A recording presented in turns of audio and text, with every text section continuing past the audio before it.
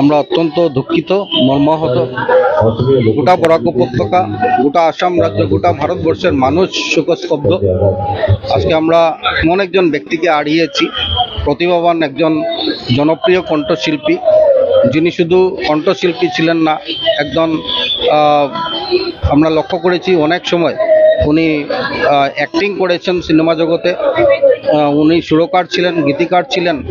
এমন একজন প্রতিভাবান কণ্ঠশিল্পী যার পড়াশোনা আজকে বরাক উপত্যকার করিমগঞ্জ বা শ্রীভূমি শহরে হয়েছিল, শ্রীভূমি জেলায় হয়েছিল। উনি পড়াশোনা করেছেন। শিলচরে আসলে উনি সিলেটি বলেন। মাতৃভাষা অসমিয়া হওয়ার পরও কেউ বলবে না যে উনি সিলেটি না, এভাবে সিলেটি বলছেন। পশ্চিমবঙ্গে গিয়ে পশ্চিমবাংলার বাংলা ভাষা বলছেন, যখন আমাদের থেকেও ভালো বাংলা বলছেন। হিন্দিতে গান গেয়েছেন, ইংরেজিতে গান গেয়েছেন, বড় ভাষার থেকে শুরু করে 40টা ল্যাঙ্গুয়েজে উনি গান গেয়েছেন। এমন প্রতিভাবান শিল্পী ভারতবর্ষের বুকে খুবই কম জন্মেছেন। তাই আমি ভগবানের নিকট ওনার চিরশান্তি কামনা করছি, সাথে সাথে পরিবারবর্গের প্রতি সমবেদনা জ্ঞাপন করছি। আর বিশেষ করে ধন্যবাদ জ্ঞাপন করছি আসামের মাননীয় মুখ্যমন্ত্রী ডক্টর হিমন্ত বিশ্ব শর্মা মহাশয়কে, যে উনি অতি সত্বর একটা পদক্ষেপ নিয়ে আজকে সিঙ্গাপুর থেকে কি করে জুবিনদার ডেড বডি ভারতবর্ষ হয়ে আমরা আসামে আসতে পারে তার জন্য ব্যবস্থা করেছেন। আমরা তাও লক্ষ্য করেছি, মাননীয় মুখ্যমন্ত্রী বলেছেন যে সরকারের পক্ষ থেকে শ্রদ্ধাঞ্জলি জ্ঞাপন করবার জন্য উনি গুয়াহাটিতে সৌরসূর্যের মাঠে ব্যবস্থা করছেন। তো ওনাকে আন্তরিক ধন্যবাদ জ্ঞাপন করছি। সত্যিকার অর্থে মর্মাহত। জুবিনদাকে যতই বলবো শেষ হবে না। জুবিনদার গান সব সময় শুনে থাকি, যেভাবে বাংলা শুনেছি সেভাবে অসমীয়া শুনেছি, আজকে হিন্দিও শুনেছি, ইংরেজি শুনেছি। মারা যাওয়ার পর যেটা মূল্যায়ন হয়, উনি যে 40টা ল্যাঙ্গুয়েজে গান গেয়েছেন, অনেক ল্যাঙ্গুয়েজে আমরা শুনিনি। আমরা আজকে দেখতে পাচ্ছি যে সোশ্যাল মিডিয়ার মাধ্যমে যে তুলপাড় হয়ে যাচ্ছে গোটা আসাম রাজ্য না, গোটা ভারতবর্ষ, পৃথিবীর যে যে জায়গায় আজকে অসমীয়াভাষী, বাংলাভাষী, বড়োভাষী, হিন্দিভাষী মানুষরা রয়েছেন, তারা আজকে সকলে জুবিনদাকে মিস করছেন। সংস্কৃতিবান ছিলেন উনি, একজন বড় হৃদয়ের মানুষ ছিলেন উনি, সোশ্যাল অ্যাক্টিভিটিও তার অনেক ছিল। তাই এমন একজন ব্যক্তিত্বকে হারানো সত্যিকার অর্থে ভারতবর্ষের অত্যন্ত ক্ষতি হয়েছে।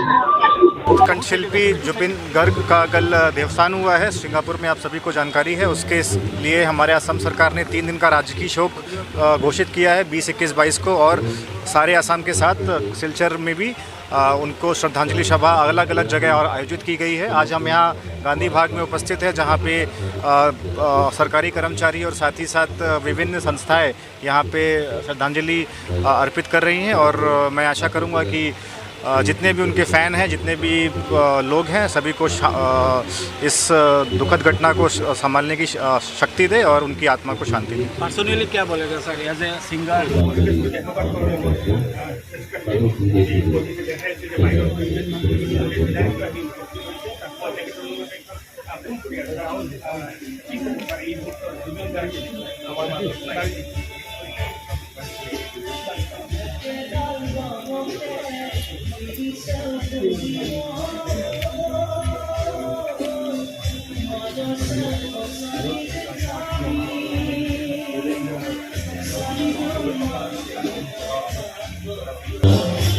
লাইভ করে দিলে ভালো হবে, এক এক করে ধীরে ধীরে যাব।